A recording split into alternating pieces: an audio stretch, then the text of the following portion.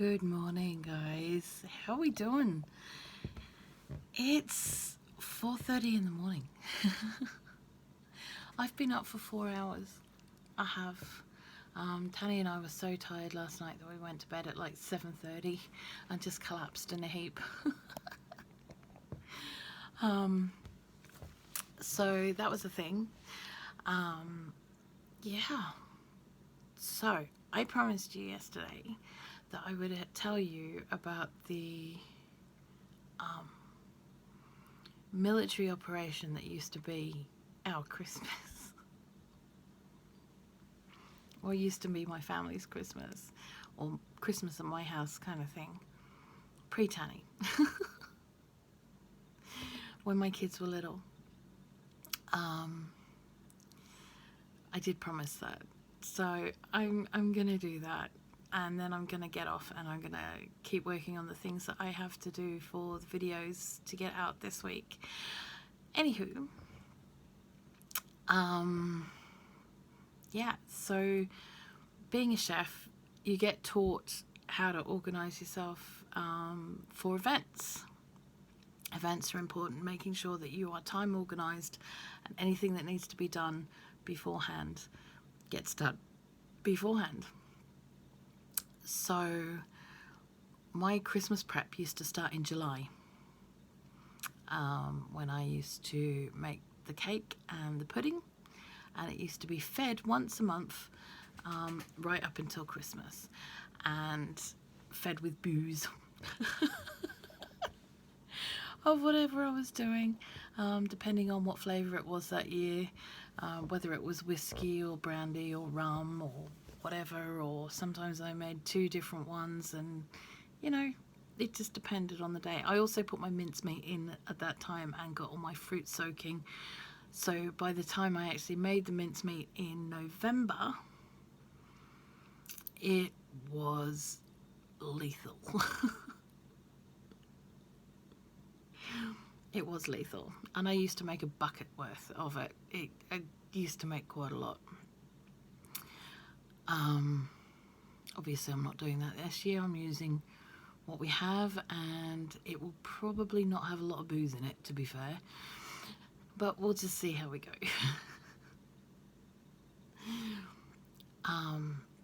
Around November time or early December, what I used to do was make sure that all the veg were prepped and they'd go into containers in the freezer ready. I'd have cookie doughs done, I'd have cakes made, anything that I could pre-do was done, and I'd do a little bit every day. I'd do something else one day, and then I'd do something else another day, or if I was making a batch of cookies or something in the weekly bake, I'd make 2 batches, and one of the batches would end up in the freezer as dough.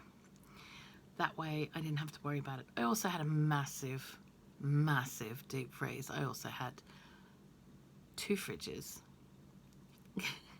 and a stand-up freezer, so I had a lot of space and a lot of space to keep things.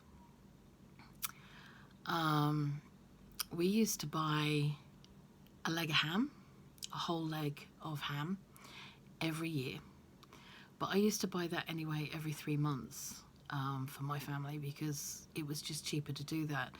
At the time it cost me $60, but to feed a family of 4 or more for 3 months with that was pretty good going. So we used to do that. The turkey was always organised beforehand. All my meat was cooked by Christmas Eve. All of it was always cooked by Christmas Eve, pre-cooked. The turkey used to be done, at the time, I'd brine it for 24 hours. Then I'd stuff it with the bread stuffing, and I'd also do a force meat up the neck as well. These days I will brine it for 24 hours firsthand, but I don't stuff it anymore, and I don't do the force meat. I do those separately. Now, there is a really good reason for this. It takes less time to cook, number one. And it's much easier to do things like force meat and stuff, little balls of that, and just stick them in the oven for when you want them.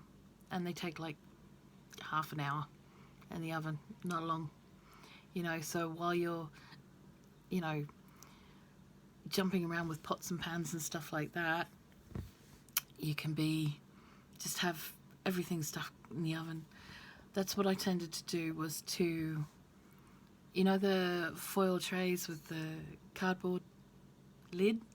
I used to put anything that was going to be roasted went in one of those. So the potatoes were pre-cooked, they were pre-parboiled, they had all the seasonings they needed. They had butter or lard or duck fat normally, which I'd rendered myself after roasting a duck during the year. That used to go over the potatoes, so that when they went in the oven, I didn't have to do anything. It was just like take the lid off and in the oven. Same with the parsnips. They got buttered, they got parboiled and buttered, added, and seasonings added to that. Same with the carrots, same with any other veg. That was all done, bish bash bosh, and done. You have to remember as well that a lot of our Christmases were spent in Australia. So Christmas Day didn't have to be about a lot of roast vegetables and things like that. A lot of what we did was I'd do something like a Mediterranean roast salad. So that can be had cold, and I'd add something like a balsamic dressing to it. So you had your roast veg. But everyone likes roasties, right? So roast potatoes were always there, even if no one really ate them. And Christmas Day in 42-degree heat, the last thing you want to do is have the oven going all day. So, as I said, meat was all done first. It was all pre-sliced. It was all pre-prepared. So all we had to do was just put it out on platters and people could help themselves. Christmas Eve, I used to put Christmas buns ready, like kind of like cinnamon buns, but I'd put mincemeat in them, like lay it. I'd do, when you roll it out to put the cinnamon and sugar on, I'd put a layer of mincemeat there, mixed fruit or whatever, and then I'd roll it up. And then they would be ready to go. They would prove overnight. I'd get them to the point where they were proving overnight, so that when I got up in the morning, all I had to do was put it in the oven, and then they would come out nice, perfect, right? Breakfast. Right, so for me, Christmas was very, very regimented, and it was very much, didn't want the kids to be bored because I was in the kitchen. Okay, so because I was always up late on Christmas Eve, because at about 2 o'clock in the morning, I'd be sitting out on the porch, having a quiet drink and a smoke, and just chilling before going to bed. And so the kids were told, you're not allowed to come and get me before 7 o'clock in the morning. That was the rule. Nothing before 7 o'clock in the morning, unless someone was dying or someone had a serious injury. There was only one time that didn't happen, and if you give this video a thumbs up and subscribe to the channel, I'll tell you about that tomorrow. Yeah. But first off, they would come and get me at 7 o'clock in the morning. Now, while I put things in for breakfast, and breakfast was a huge affair, okay, it was massive. But I'd have all the bacon lined up on a baking tray. I'd have all the sausages lined up on a baking tray. As much of stuff that I could get in the oven, I would get in the oven. So I didn't have to worry about it. Okay. I used to make a hollandaise sauce the night before. Now, before you start, if you add extra eggs to your hollandaise, it will hold like a mayonnaise. So all you have to do is keep it in a squeezy bottle, and just put it in a jug of warm water. The next day it will not split on you, and it is just as good, not gonna lie. So that's what I used to do. There used to be smoked salmon, there used to be pancakes. When I had the waffle maker, we had waffles. I used to do bacon. See, my husband at the time, he used to like the eye part of the bacon, so the back bacon bit. And the kids used to like the crispy bacon, but I also used to do makeable bacon, so we had 3 different types of bacon. I also used to do 3 different types of eggs, so we'd have poached eggs, scrambled eggs, and fried eggs. There'd be fresh baked bread, because that would have been set up the night before. So all the breads used to go in first before anything else.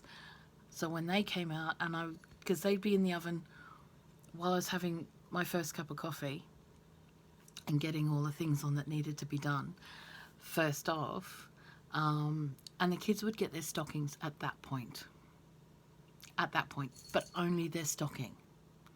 Now, the kids, the way I did them was that the kids in their stockings, they got things like notepads and pens and things that would keep them occupied.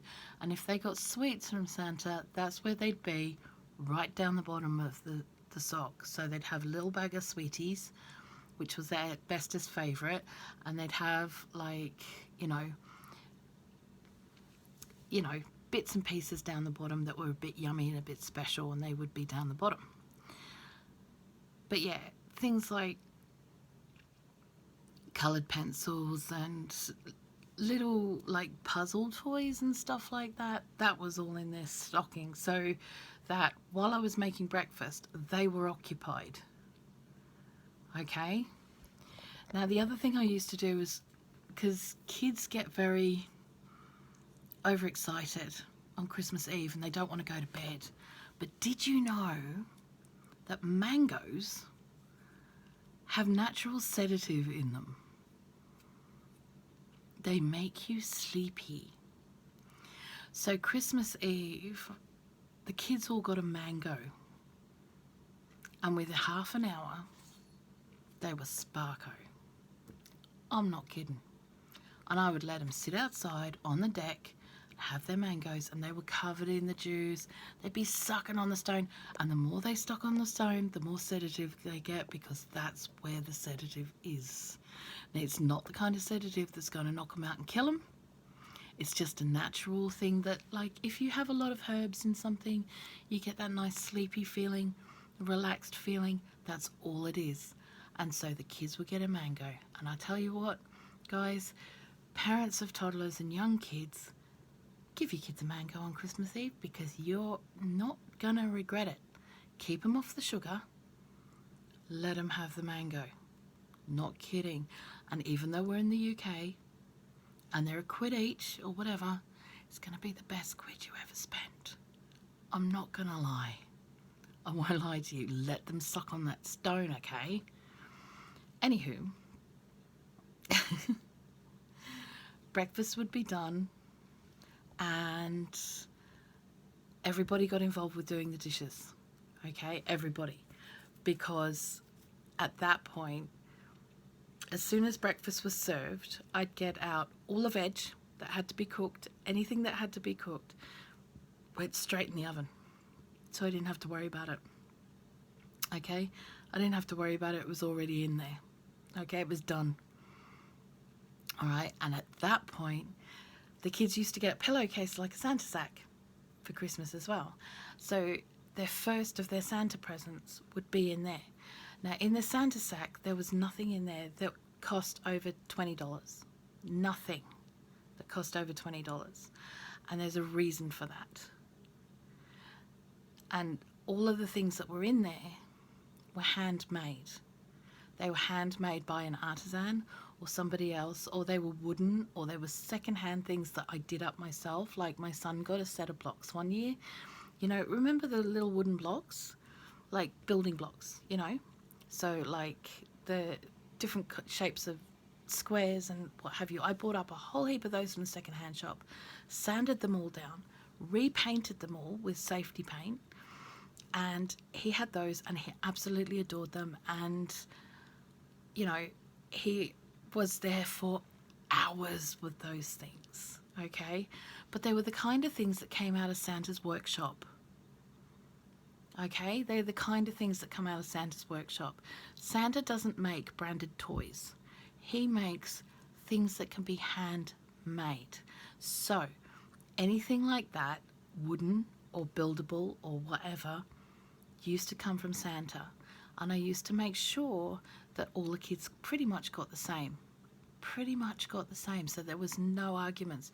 The only difference it would be colours, or maybe it would be a bit more age appropriate. Okay, and since my kids were 6 years apart, that was kind of important. As the years went on and we ended up with foster kids, yeah, that was a fun one too. All the kids absolutely had to have exactly the same, because otherwise it wasn't fair. So, but they all got a stocking and they all got pillowcases and they all got family, what we call family presents. So, at that point, they would have those. And by the time they'd done those, they'd open them all up and we were all there for them to open them up. I wasn't missing. They were there. People would start arriving. And so there was always visitors for the kids to play with, and whoever wanted to come and talk to me, because I would disappear into the kitchen at this point. Now, a lot of what I did was all pre-made. I put some work in over the days beforehand so that salads were done. They were all done. They were done. Didn't have to worry about them. They were all in the bowls. All you had to do was take off the lid and it was done. Put it in a serving bowl. It's all bish bash bosh and done. Just layering out meat, making it look good. You know, it was simple. Okay, as much as it was a lot of work, it was spread out over time, so it didn't cause me major grief. Okay. And you didn't want to have the ovens on past midday in Australia. And, you know, I mean, we put the oven on, yes, when we were cooking the ham. We didn't have to have the heating on in here for the rest of the night. I'm not kidding you. It was so hot in our little flat. So, you know, that was a good thing. But no one wants to be slaving in the kitchen on Christmas Day either. Okay, so you want to have it all pretty much done. So there were roast vegetables and stuff that were already done. They just got pulled out of the oven, put out on a platter, and it was all done. And most of the time, we ate outside. Oh, excuse me. But even when we did eat inside, it was all just put on a table. We used the dining room table for everyone to just grab whatever they wanted. So there was no arguing about, oh, I don't like this or I don't like that, because there was something there for everybody. And, you know, you could have as much or as little as you wanted with no arguing. And then at that point, once, you know, we left dinner out till about, I don't know, 2 in the afternoon, 2, 3 in the afternoon, while we opened up family presents. Now, everybody in the household got a present from us, and everybody who was visiting got a present from us. And obviously there were, because of visitors and stuff like that. But what we used to do was make it really fair.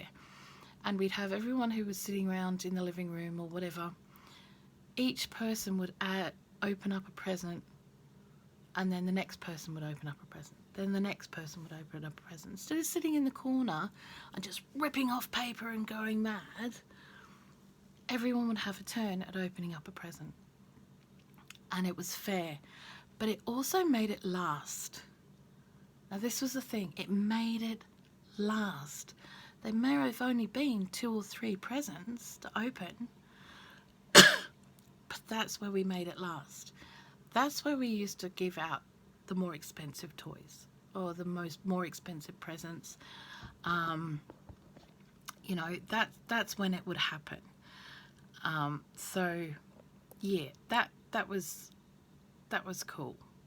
But yeah, we used to make it last by going one by one by one by one, and then it was so and so's turn and so and so's turn, and we could ooh and ah at everybody's presents. You know, instead of someone sitting in the corner and getting so overwhelmed by everything that's going on that they don't have time to think.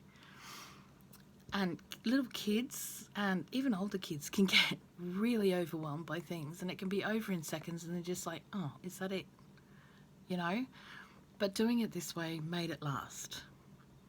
By which time, when all of that was over, it was tea time. So then it was time for cold cuts and, you know, just have like nibbly things on the table and things like that, and nothing that wasn't pre-cooked and pre-done.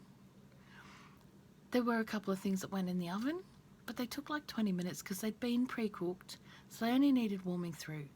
Okay, so you didn't want to rush anything or anything like that. It was all done. It was all done. So yeah, but that's when we put the seafood out. We used to have seafood on for tea. So I would have ordered the seafood from the fishmongers and picked it up on Christmas Eve, so it was fresh for the next day, and then we'd have that. So there'd be a big seafood platter, and there'd be cold cuts if anybody wanted them. There was lots of salady things, pickles, cheese, whatever. That's where it all came out. And so you could just pick at what you wanted. You could just pick at what you wanted, and it pretty much got left out. Obviously, the seafood only got left out for an hour or so, and then was put back in the fridge if there was any left over. The chances of there being left any over, pretty minimal. Pretty minimal. It was usually the first thing to go. So, you know, but it was fun and it was good. Now, also between, if after tea, or they would usually after dinner or after tea, there's that hour or so where you're winding the kids down, or you might be winding the kids down, but it's a good time to play board games. And so any board games that got given out that year, that's when, you know, we'd crack them out and everyone got a turn, you know. So if there were 2 or 3 board games, we played 2 or 3 board games, but we'd have 1 round each of each board game. And it'd be something that everybody could play in a group as a family. And yeah, so that was really cool. There was one year when the kids got bikes, that in that sort of hour and a half, 2 hours maybe between dinner and tea, where all the presents are done and everything's, you know, the kids are sort of getting a bit restless. My ex-husband went to the garage and came back and he went, kids, I think there's something that you need to see. Santa seems to have left something that he's forgotten about. And that's when the bikes came out. We didn't mind giving them as Santa gifts rather than gifts from us, because they were refurbished bikes. You know, they were bikes that someone had given away, but we stripped them back, put on new wheels, gave them a new coat of paint, made sure they had new saddles, brakes were all fixed up, and they got brand new bikes basically for Christmas. I think, and anything like consoles and stuff like that became a family present. They weren't something that was given to individual people within the household.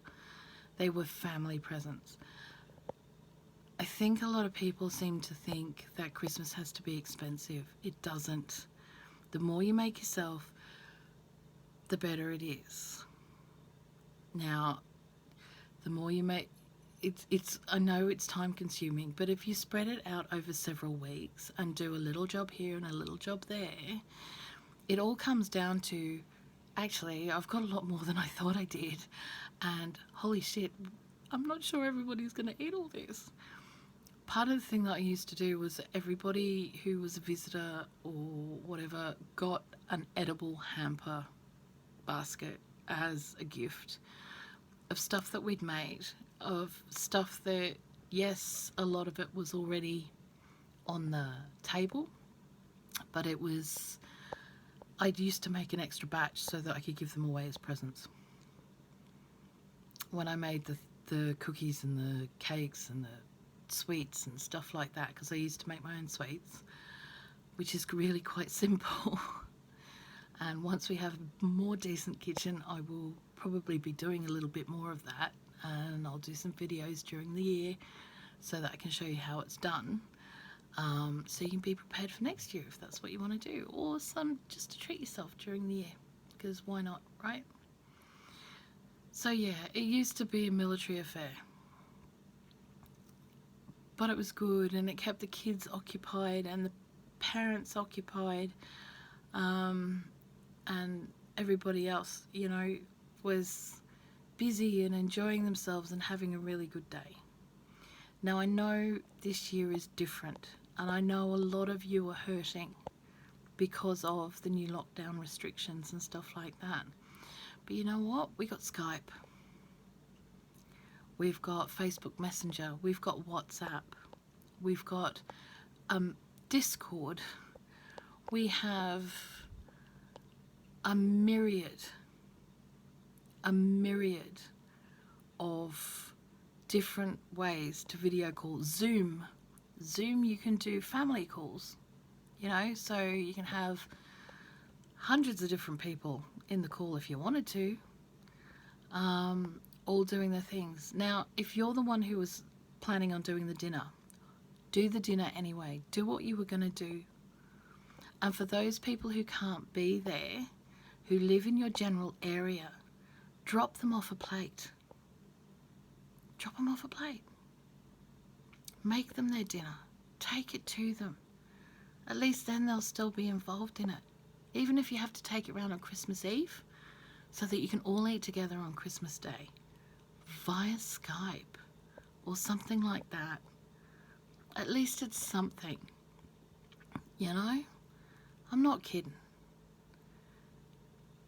But at least you have that option. Not that long ago, and in my lifetime, and I'm not that old, I don't care what you think, I'm not that old. I'm still in my 40s, you know, but even when my son was young, was a baby, we didn't have those options. We didn't have those options till 2002. Not even then, really, because webcams were shite. And it still was something that people were very, very not sure about, video calls, you know. You've got that option now. If you want to make a difference, make sure that Granny's got a tablet. You know, make sure they've got the ability to be able to talk to you via video calls. I'm pretty sure that a lot of you will have set something up like that by now. You know, this year, because of this, make the best use of it. Have a family conference call. Yeah, so everyone's involved. Find a game you can all play, like charades, and all do it. Take your turns on Zoom or whatever. You have an opportunity to create something really bonkers special this year. Just because you're not all in the same room doesn't mean that you don't have to be all in the same room. You guys have got this. Think a little bit more outside the box, shall we say. Because you can still make this an incredibly merry and blessed time of the year, whatever you celebrate. Okay? Now, I love you guys, and I will talk to you later. I have things to do now. But if you like this video, please give it a thumbs up. Feel free to subscribe to the channel. The more the merrier. And I will talk to you guys later on. See you later. Bye-bye.